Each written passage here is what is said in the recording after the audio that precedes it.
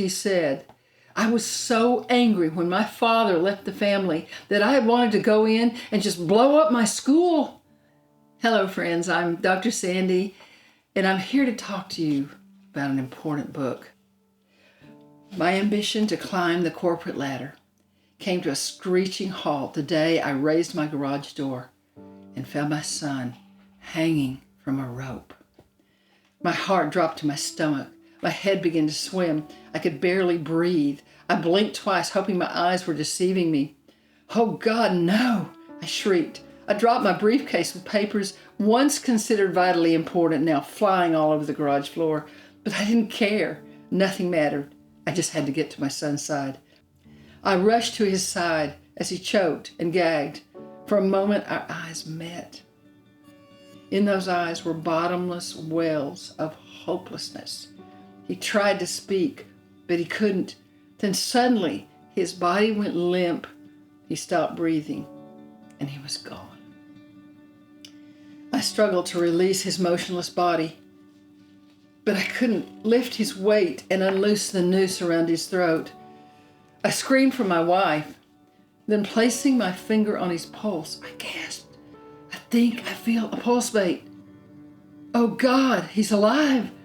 Please don't let my son die." I wasn't a praying man, but I was desperate.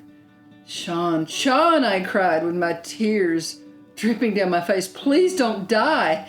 I can't bear to lose you. Son, I've tried to give you a good life. I've given you everything you ever wanted." Except I closed my eyes as the thought struck my heart like a thunderbolt. Could this be my fault? My heart froze. Then the memories came tumbling in, and I knew.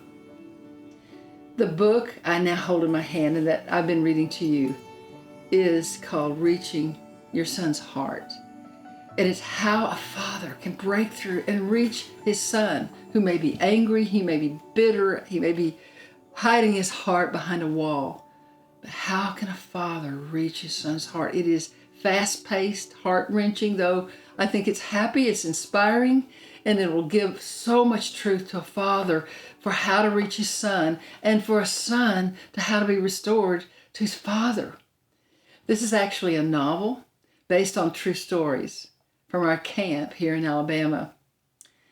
Years ago, 20 years ago, I first started this camp. And the very first week, I had a young man, a 19-year-old young man, shocked me with his words. He said, "I was so angry when my father left the family that I wanted to go in and just blow up my school." And this is before the school shootings became so in vogue.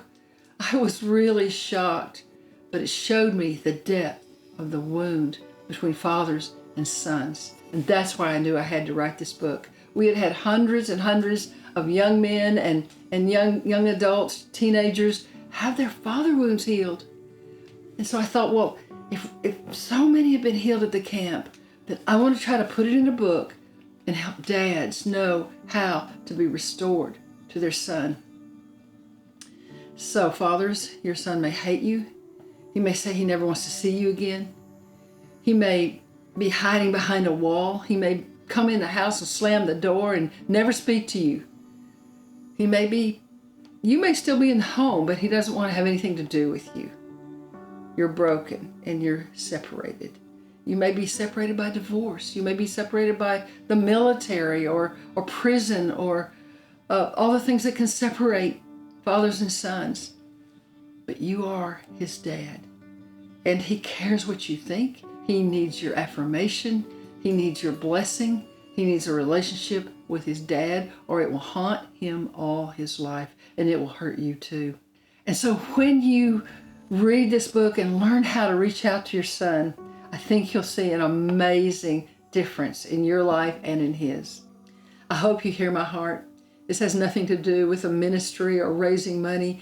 It has everything to do with reaching out and touching our young men and helping them, because fathers, you hold it in your hands to reach your wounded sons.